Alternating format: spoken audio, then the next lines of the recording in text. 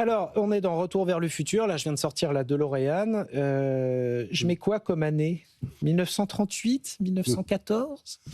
Il y a quand même deux biais comportementaux induits par ces deux années très précises dans l'histoire économique et qui est lié vraiment à notre comportement de marché. Expliquez-nous un petit peu.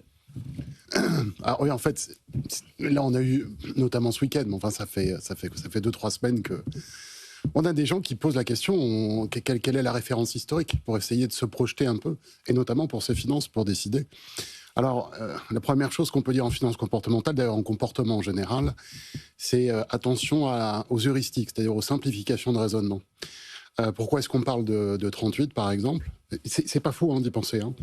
On a quelqu'un qui, dans un grand pays, met en place une milice à l'intérieur du pays, un peu une sorte de police intérieure, bon voilà, qui a des vues sur des pays, tout en disant qu'il n'est pas sûr de... Bref. Qui parle d'espace vital. On a compris, voilà, et qui parle d'espace On va pas vital. faire de point de Godwin, mais on a bien compris. Voilà, c'est ça.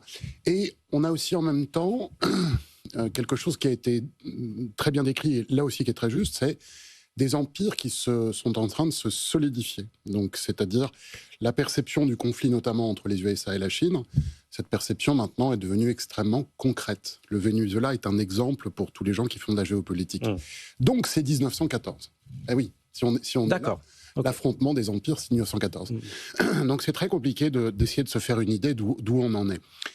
Normalement, l'histoire a tendance à se répéter, mais elle ne prend jamais la même forme. Donc, il faut qu'on mette un petit peu de distance par rapport à tout ça et peut-être regarder les déterminants qui ont prévalu avant ces deux grands moments.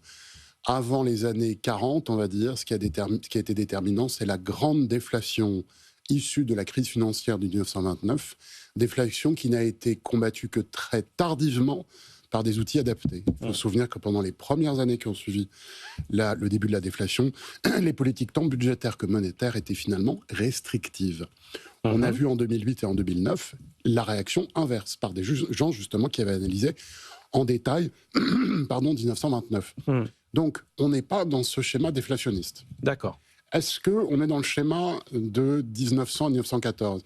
Il y a deux grandes paniques boursières à cette époque-là, avant la guerre.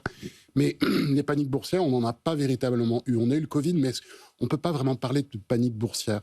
Ce n'est pas une panique au sens où on remet en question quelque chose dans lequel on croyait. On a juste été interrompu pendant le Covid là-dedans. Donc on n'a pas ça. Ouais, voilà. Les paniques boursières, c'est des moments où il n'y a plus du tout de liquidité sur le marché, où tout part en cacahuète, alors que pendant le Covid, le marché est resté efficient de manière assez étonnante.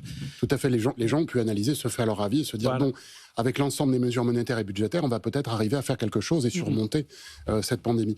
Ce qui est intéressant de regarder à ce moment-là, c'est où est-ce qu'on en est au niveau de la dette à cette époque-là. Et c'est vrai que la dette est déjà un peu un sujet, notamment du côté un peu des Anglais, compte tenu des efforts qu'ils doivent mener pour défendre leur empire. Mais le réel endettement, celui qui va être massif et qui va créer l'inflation, et qui va notamment participer d'un mouvement de hausse sur l'or, parce qu'on en parle en ce moment, eh bien, c'est la guerre. Ouais. Donc, nous n'étions pas dans une situation d'endettement extrêmement élevé des États et de l'ensemble des États, comme nous avons aujourd'hui. Donc, il n'y a, je pense, il n'y a pas de possibilité de comparer ces périodes avec la période actuelle. Okay. En revanche, il y a une chose à dire, je l'ai dit à quelques reprises dans les années passées, c'est un travail sur les cycles géopolitiques qui a été mené par des chercheurs américains, qui est aujourd'hui bien identifié. C'est environ tous les 120 ans, il y a une période de 20 ans, pendant laquelle il y a un combat pour définir un nouveau leadership.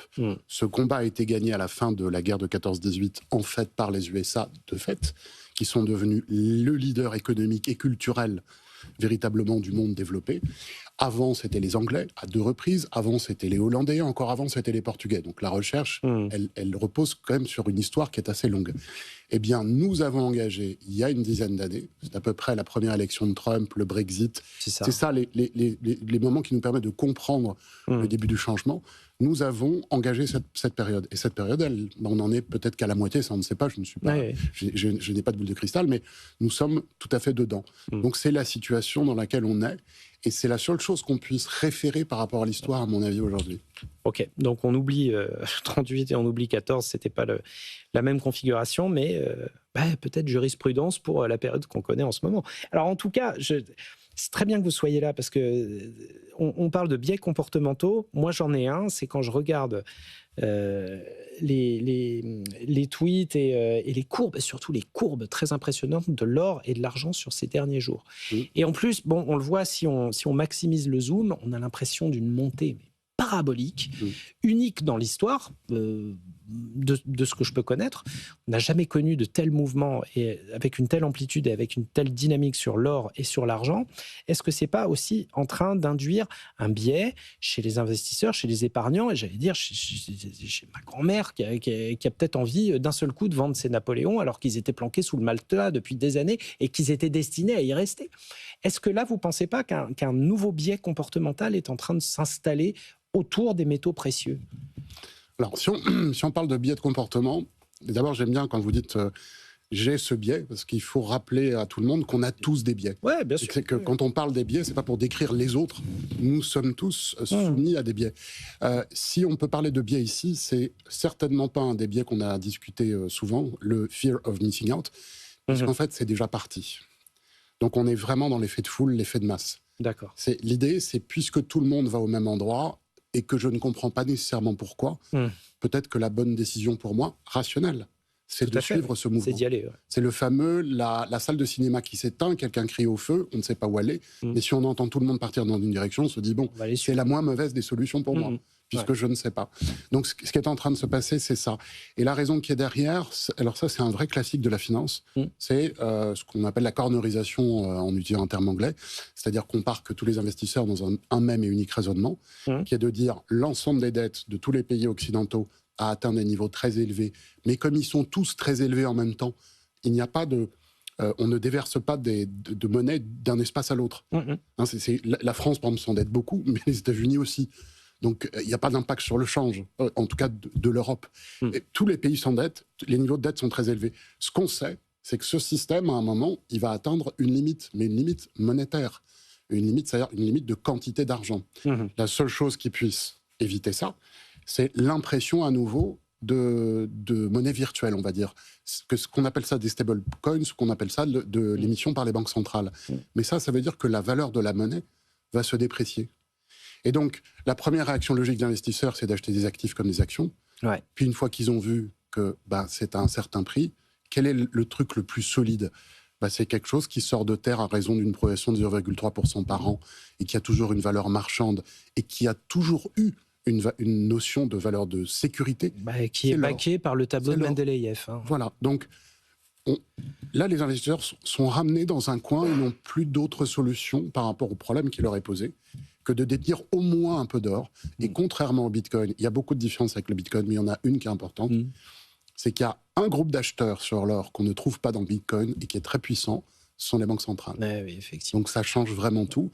Donc on est dans quelque chose, vous avez décrit la courbe de l'or, là, on est dans quelque chose qui ressemble aux valeurs technologiques de l'an 2000, aux valeurs du Japon en 1990, c'est-à-dire une courbe dont on ne connaît pas le point final. On ne la connaît pas. Je ne peux pas la dire, personne ne peut la dire.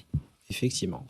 C'est assez vertigineux. Et ça nous ramène à deux citations que j'aime beaucoup. Une citation de Jean-Pierre Pont-Morgan, JP Morgan, qui disait « L'or, c'est la seule monnaie, tout le reste, c'est du crédit. » Voilà, ou de la dette.